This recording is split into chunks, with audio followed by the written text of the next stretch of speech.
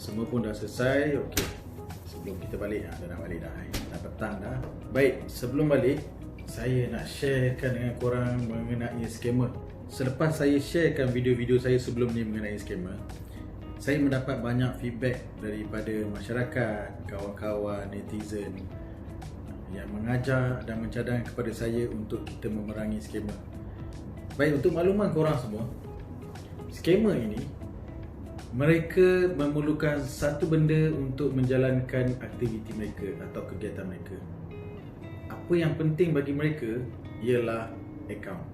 Tanpa akaun, scammer ini tidak boleh menjalankan aktiviti mereka. Daripada mana akaun ini datang? Akaun siapakah yang digunakan oleh scammer ini untuk menerima wang? Okey, saya nak share pada korang. Untuk makluman korang, scammer ini menggunakan akaun-akaun yang kita panggil sebagai mule account atau dalam bahasa Melayunya kita panggil sebagai keldai account. Siapakah pemilik keldai account ini? Boleh jadi ia adalah ahli keluarga kita, boleh jadi ia adalah sahabat kita, boleh jadi ia adalah orang-orang yang kita kenali ataupun tidak kenali. Bagaimana mereka ini boleh menjadi keldai account?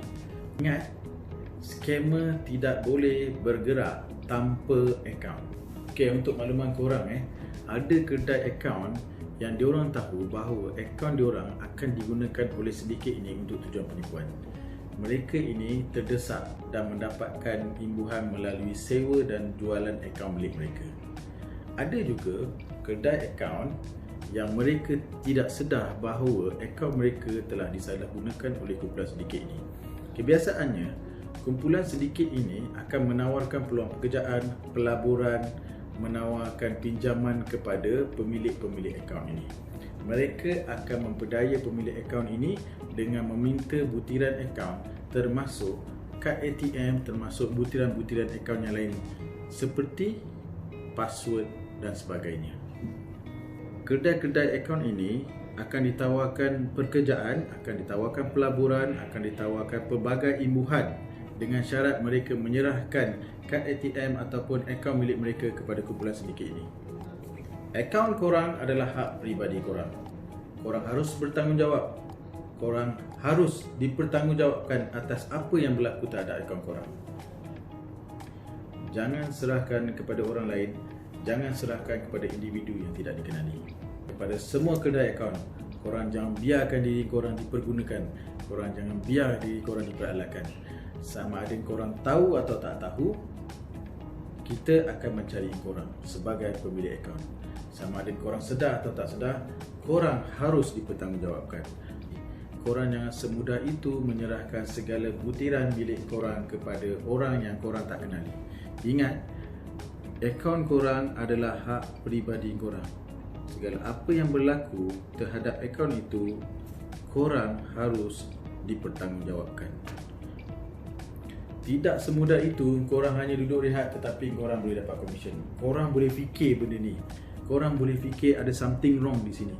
So, kepada semua pemilik akaun, kepada semua kedai akaun, korang berhati-hati.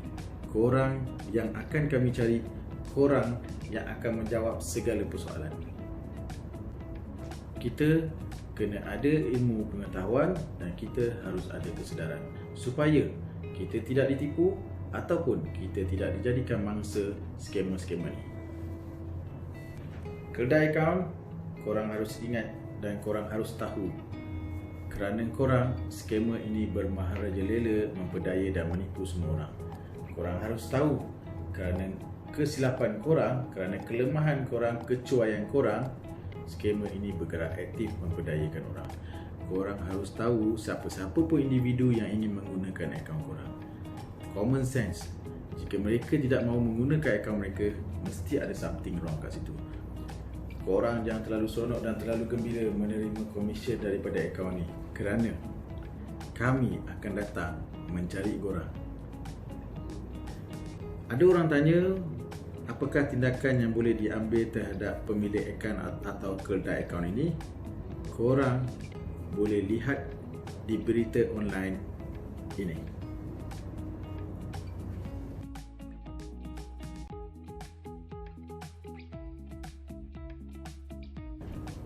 kepada semua kedai-kedai akaun, amaran dari kami, jika kamu tidak mahu kami mencari kamu, kamu jangan serahkan akaun kamu kepada orang ataupun individu yang tidak dikenali.